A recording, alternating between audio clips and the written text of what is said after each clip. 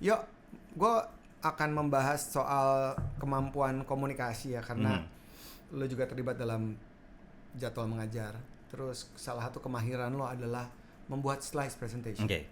Kan dengan pengalaman yang begitu kaya, berbagai macam, lo jago banget bikin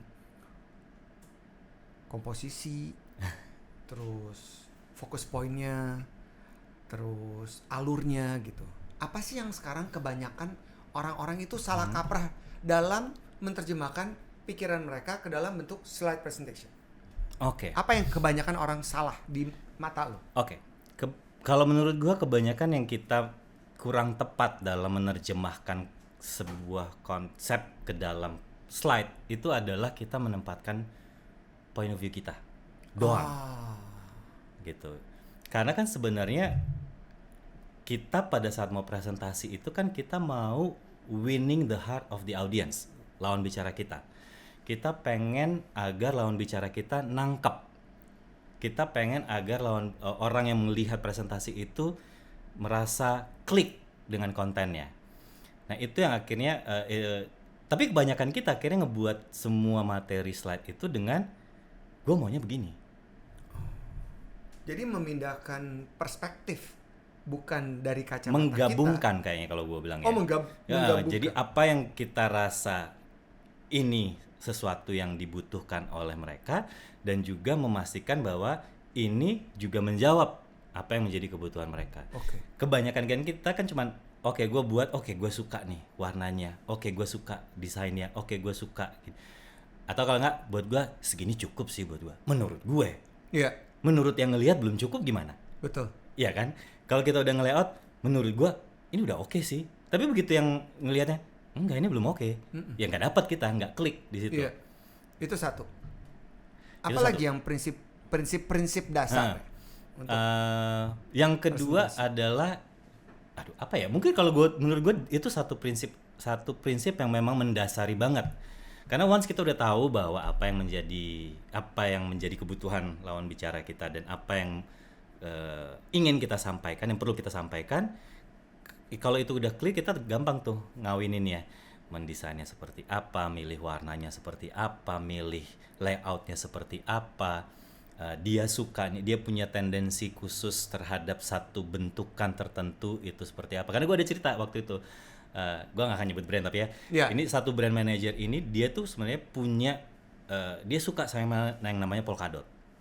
Jadi waktu kita ngedesain untuk proposal untuk ini semua, warna udah matching, ini udah oke semua. Dia sampai bilang, in overall strategy concept okay, but something missing. Oke.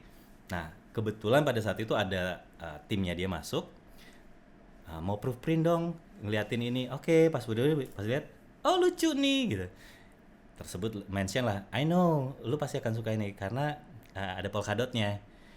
Nangkep itu, akhirnya kita pulang, kita bukan rombak sih, kayak lebih mengadjust dengan ada unsur polkadot, the same concept, the same color tone, the same idea, cuman ganti referensinya ada sedikit. Polkadot, kirim, approve.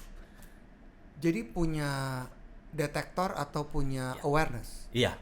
Untuk bisa melihat selain itu. Tadi menggabungkan dua kacamata yang berbeda. Iya, jadi kita juga harus punya self awareness untuk ngelihat lu sukanya apa, ngebaca dia, gaya bicaranya dia seperti. Jadi gini, kalau kita di PR itu kan sebelum buat idea kita di brief dulu. Iya. Nah pada saat di brief itu gue selalu bilang sama tim, jangan datang sendiri. Karena kalau datang sendiri lu akan fokus pada konten briefnya aja. You have to come with satu orang lagi untuk jangan fokus ke konten, you observe si yang akan klien nanti ngomong apa. Yang akan kita presentasikan tuh ke siapa.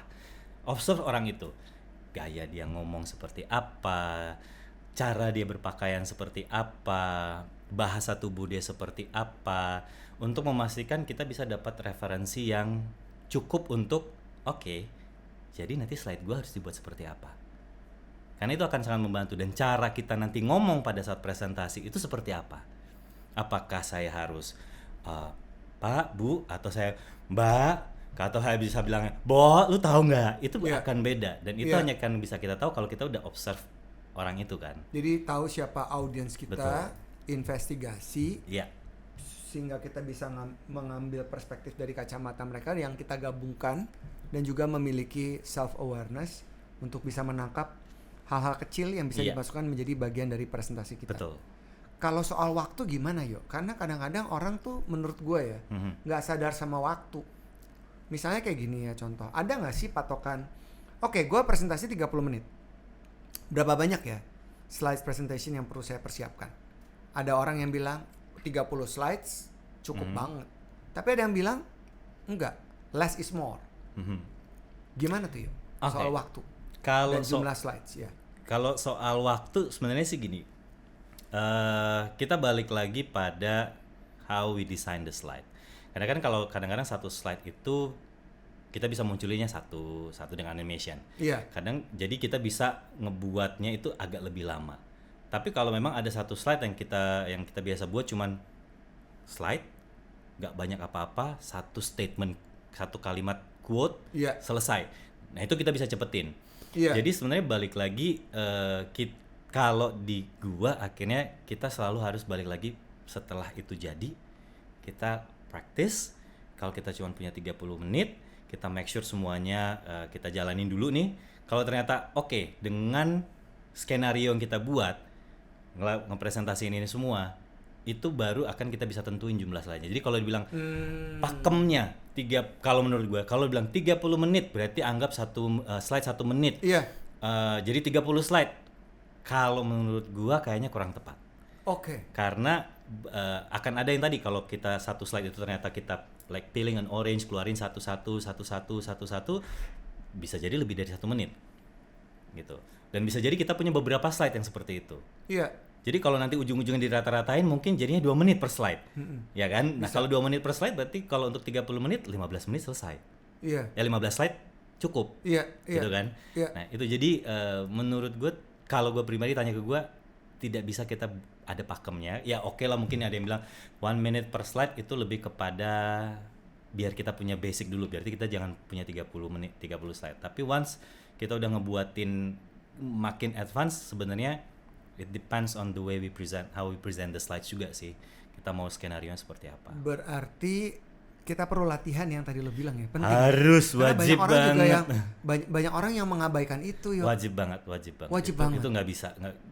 Gini, kita yang di PR aja yang bikin proposal itu udah kayak makanan harian ya. Iya. Karena kan kerjaan kita di pitching, buat proposal, presentasi. Pitching, buat proposal, presentasi. Itu aja gue selalu minta untuk make sure kita ada waktu untuk present ke tim dulu untuk latihan.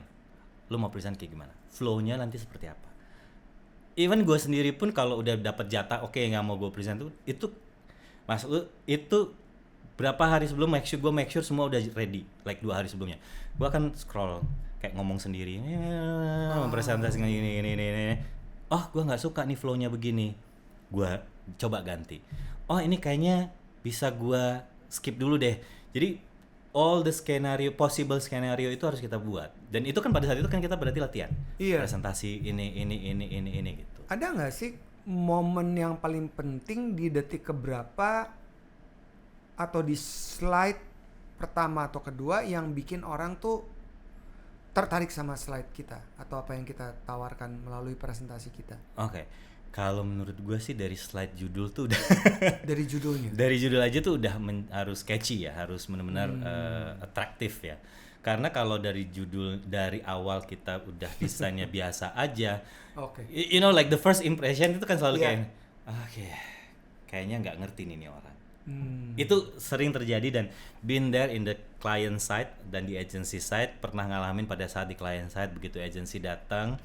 Even sebelum slide-nya dibuka pun kadang-kadang kita udah kayak feeling disconnected dengan timnya gara-gara total look-nya. Ini bener-bener kayak pelajaran.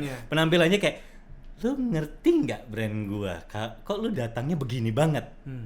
Di gaya lu berpakaian atau vibes lu masuk ruangannya itu tuh udah kayak, biasanya kita bicara soal Pons, kan harusnya kan wah sangat girly, sangat ini, terus datang blazer. Ini pasti lu langsung kayak kagak ngerti, kayak jangan sampai dia salah nih. Itu aja kan udah turun kan. Dalam itu ternyata ya sangkut paut antara teknik presentasi membuat materinya dengan penampilan kita ya. Betul. Itu kan itu akan dinilai oleh Sangat. mereka pertama kali. Sangat. Ya. Dan ini bukan cuma sekedar teori. Gua ngalamin banget gimana, ya itu tadi gue bilang, brand manajernya duduk begitu agensinya masuk, cara mereka berpakaian kayaknya tidak merepresentasi brand. Sebenarnya langsung kayak gini. Lu yakin mereka bisa? Udah kayak gitu kayak udah dengerin dulu aja. Dengerin dulu, kita coba lihat slide-nya. Begitu buka slide-nya, slide pertama. Confirm. Langsung, Pak. Karena flat gitu, kayak nggak matching sama brand yang kayak contoh kayak kita bicara pos. Brandnya tuh harusnya colorful, yang dusty pink or apa itu. Terus tiba-tiba datangnya kayak yang flat putih atau black kayak masuk kayak, Pak. Terus kayak, ya udah, kita coba dengerin. Jadi udah berat. Itu kayak ngangkat, kalau kita istilah di ini kayak raportnya tuh udah jelek banget di awal, jadi kayak lu untuk ngangkat itu lu harus come up with very good idea, very good way of presentation, jadi kan repot. Tapi kalau dari awal lu udah oke, udah hai itu kayak oke, udah klik nih, nah itu udah enak tuh, udah setara tuh antara yang mau presentasi dengan brand manajernya. Terus datang slide pertanyaan, lucu desainnya, itu aja udah naik lagi scoringnya, jadi mudah gitu untuk menjabarkan idenya.